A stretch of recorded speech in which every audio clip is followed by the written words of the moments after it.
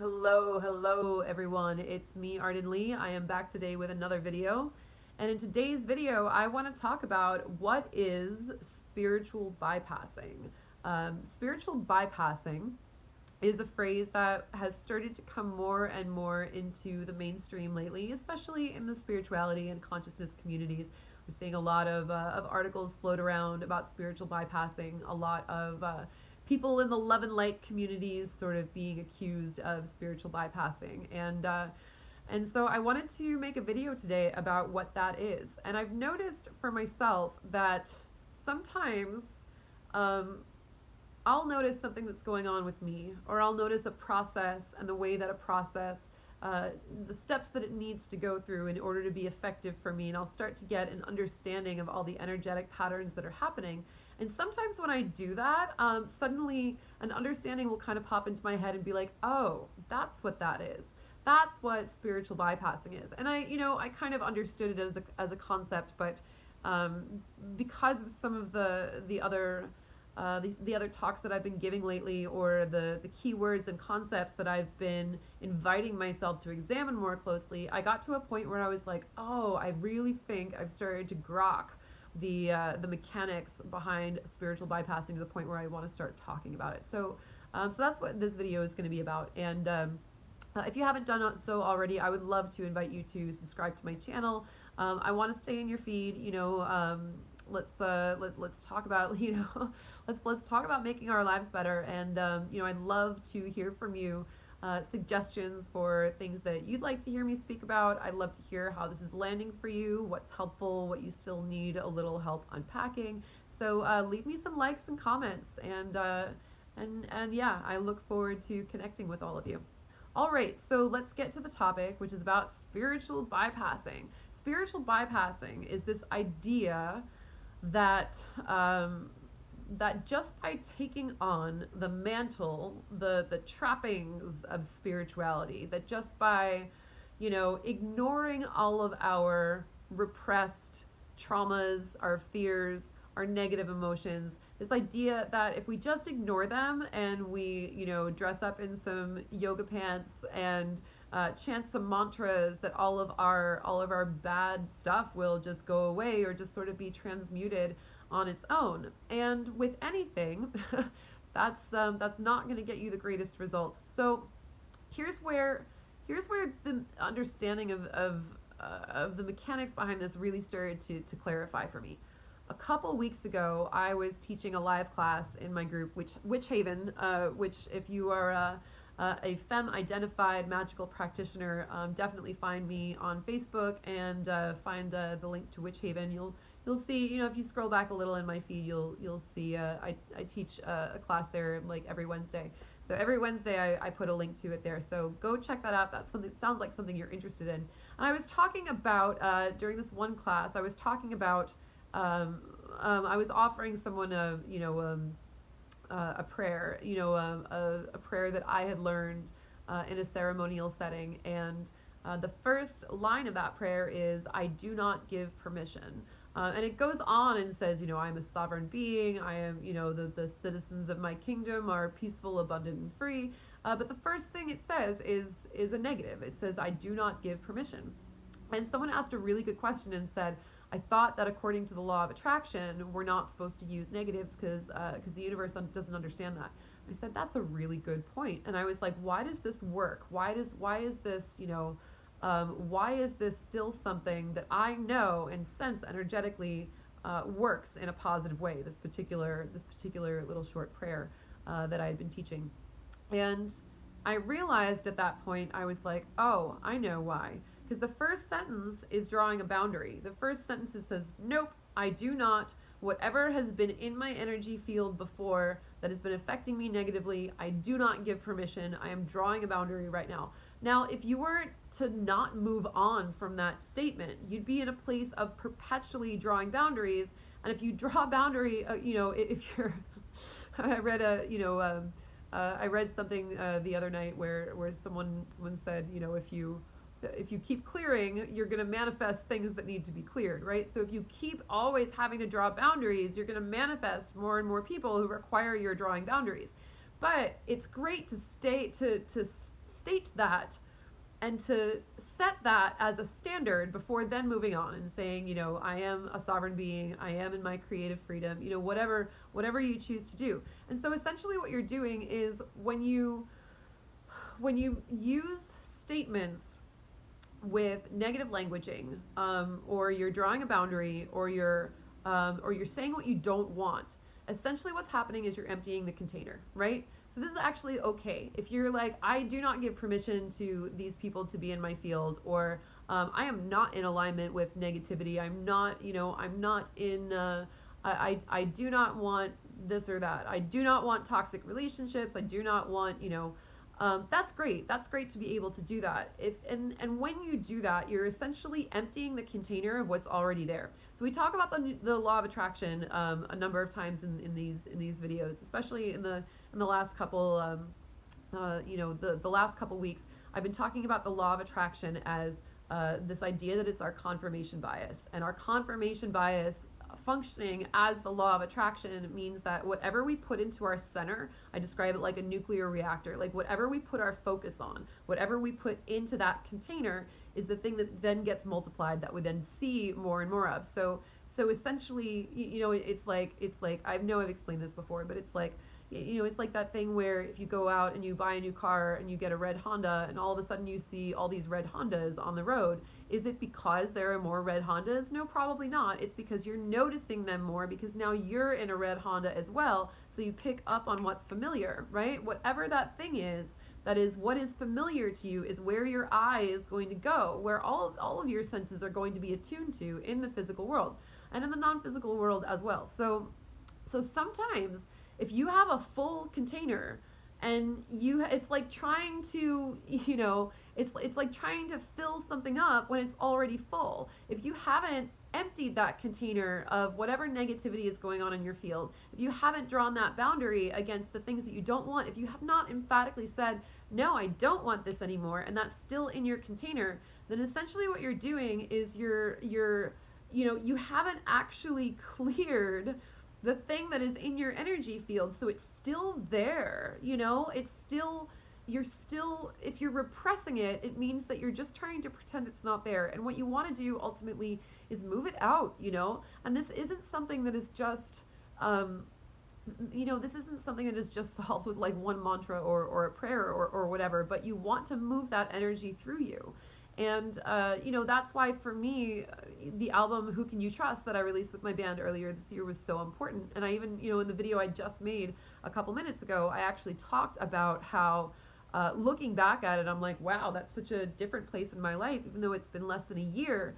Wow, there was so much trauma. There was so much stuff that needed to be purged. Oh my God, I was so angry. Like, who is that girl? Like, I don't recognize that person, which is weird because it's been less than a year, and I'm incredibly proud of that album. But the function that I recognized that it served was I had to empty the container before bringing in something new. Now, if I were to be like, oh my God, this EP did better than anything else that I've put out before, so people must like it when I'm angry, you know, or talking about my trauma.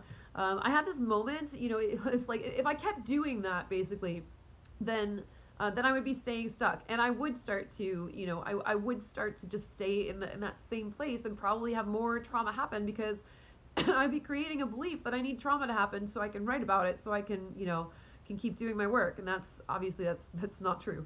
So you want to make sure, you know, like I said, you want to make sure that you're essentially emptying that container, you know. And that's essentially the mechanics. I remember, like, I was gonna say something else and then I lost it. So it was something about the album. It was like I was talking about how angry I was while listening back to it and being like, oh my gosh, wow, that's so different.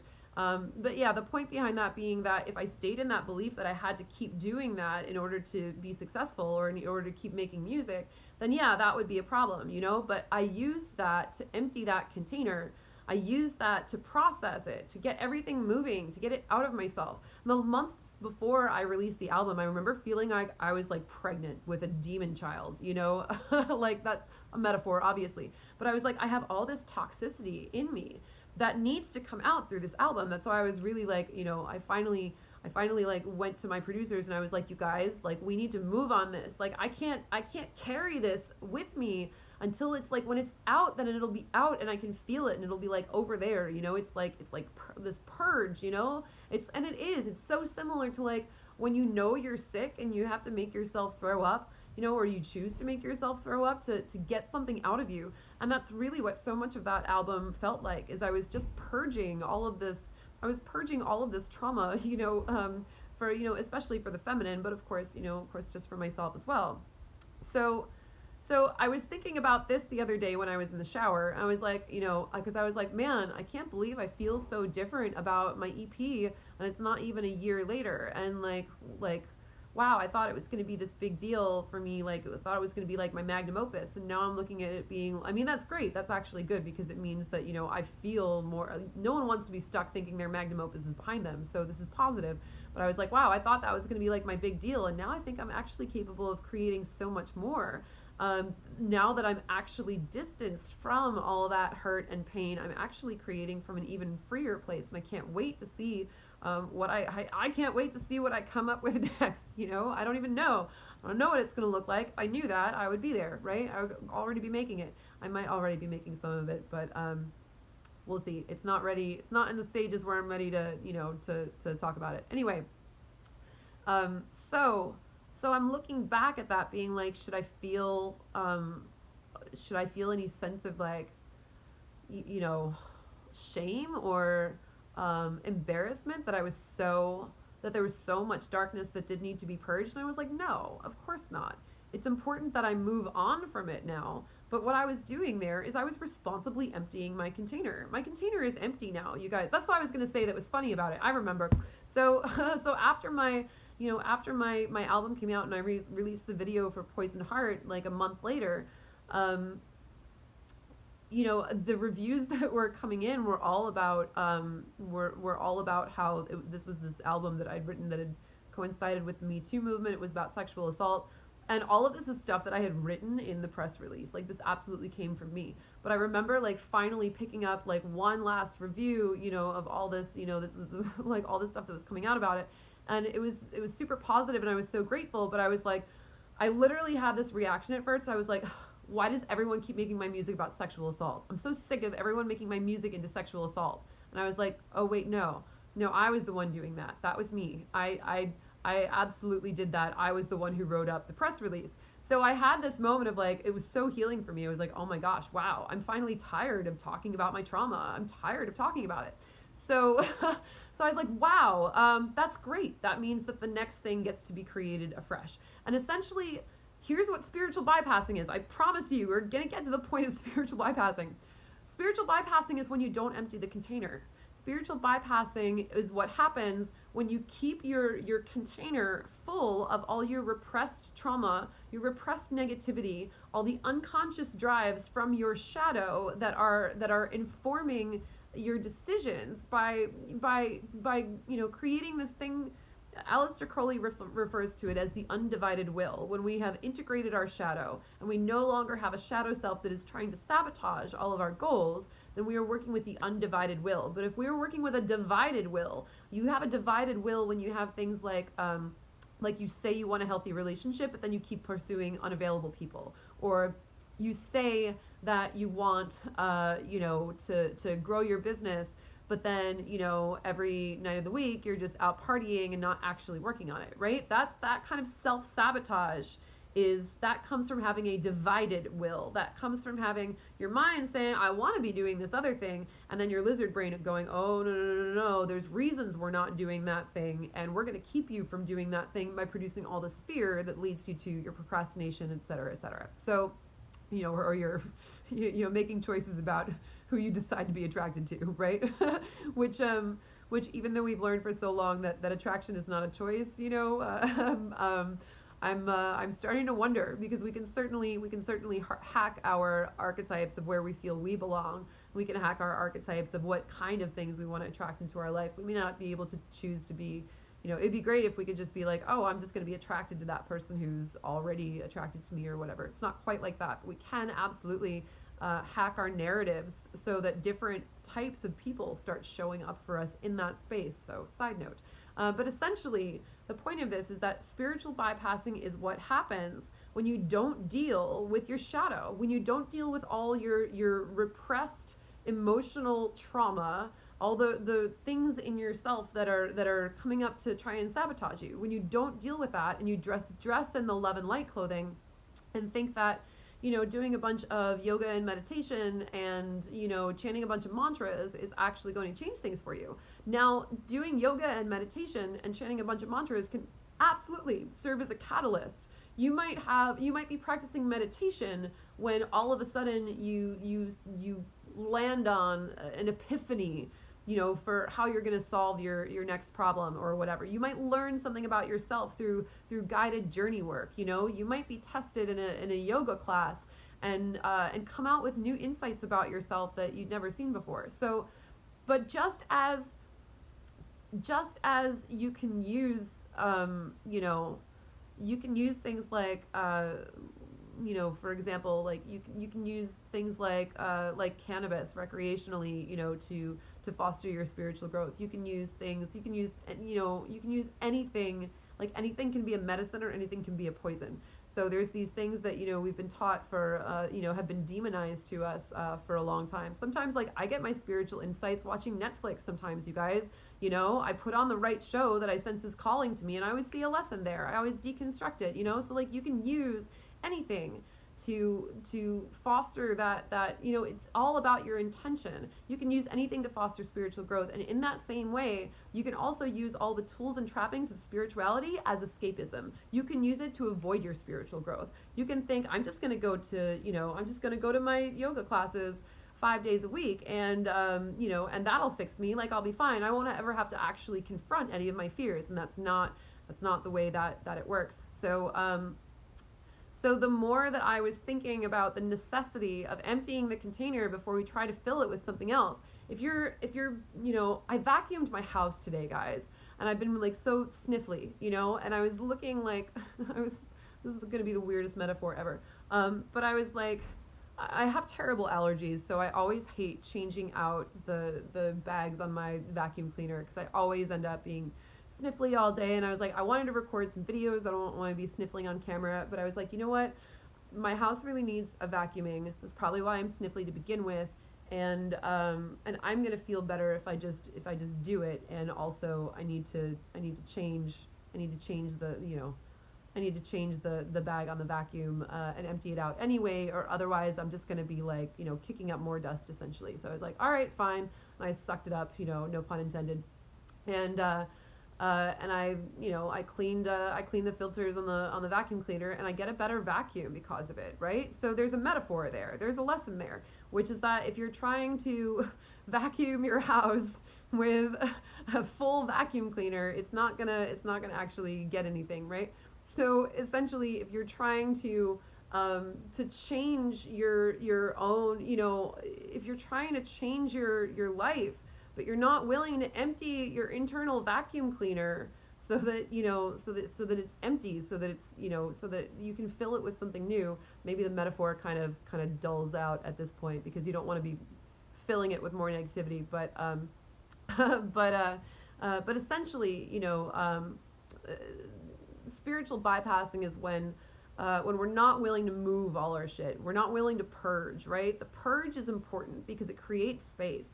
Creating space is important for healing. So it's important to actually get all this stuff, and like whether you do it in a journal process, whether you do it in, you know, you don't have to make an album like I did, although I think that honestly, I think the rapidity of my healing and my awakening absolutely is related to the fact that I put it into such a strong narrative work, you know, that it's like a spirit trap. It's like I trapped it and I put it outside me. Probably getting a little too woo for a lot of my followers when I start talking about things like spirit traps, but but anyway, that is the idea. That's the mechanics of spiritual bypassing. You have to feel it in order to heal it, right? You have to feel it and move it through. If anything that you're going to purge, it has to come up first, right? That's what purging means. It doesn't just magically disappear. It purges, and purging is never fun, you guys. I don't know I don't know anyone who, like, who's like, wow, I can't wait to do combo in the morning. I can, like, which is the frog medicine that makes you, puke a lot. I've done combo. I love it, but I don't look forward to the purge. It's not really pleasant, except if you start getting used to it, you can start saying, like, oh, wow, I actually know that when I do this purge, what's going to be on the other side of it is going to be so much better. So I just surrender to it. And that's the way that you get through a combo ceremony as well. So, so in a nutshell, a 20-minute long nutshell, that is spiritual bypassing. It is the idea that we are not being responsible for emptying what is already going on within us before we try and fill it with more love and light. If you're walking around with a full vacuum cleaner bag of crap around with you and just trying to dress in the right clothing or do the right exercises or moves, then that's ultimately not going to help you. You need to really tune in and understand what's going on with you so you can move it out of your system so that you can make room for something new. This idea of making room and creating space is really super important, you guys. If we don't have space for something, then we're going to reject it. The universe hates a vacuum. And also with that, make sure too that when you do empty your container, that you're not just filling it up with more crap again. Make sure this is where the vacuum cleaner metaphor kind of dies out. So make sure that when you then have that container, this is why we talk about that. You don't want to just leave a vacuum there because anything could come along and fill that in. That's where you want to be intentional. That's why you say, I don't want this, I don't want that. And immediately you move to, I do want this. I do want XYZ. I am grateful for ABC. I'm in love with XYZ, whatever. You just want to add, you want to keep putting that back there so that becomes your new baseline. That becomes your new center of your nuclear reactor that attracts more and more to you. So without those steps, without emptying the container and then filling it up back in with things that you do want, you want to make sure you go through that process. And it's trying to do one without the other. It's like trying to have the light without the dark or the dark without the light. You just can't. This is also where this is where duality comes back into play. You can't do just one. You can't just be constantly emptying your negativity all the time, or holding on to your negativity. But you also you can't stay in that vibe forever. But you also can't get to that love and light place without addressing what's already there and clearing that out. So thank you guys for listening. I hope this was a helpful explanation. I will see you in the next video.